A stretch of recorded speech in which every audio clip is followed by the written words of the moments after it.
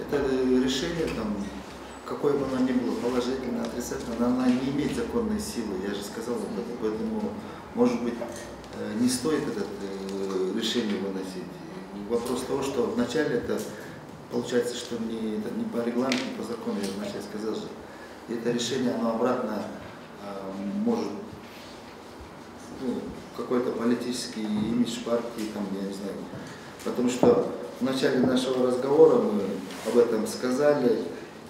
Я сказал о том, что изучая все эти процессы, которые у нас происходят в стране, для меня лично, я воспринял это как политический заказ.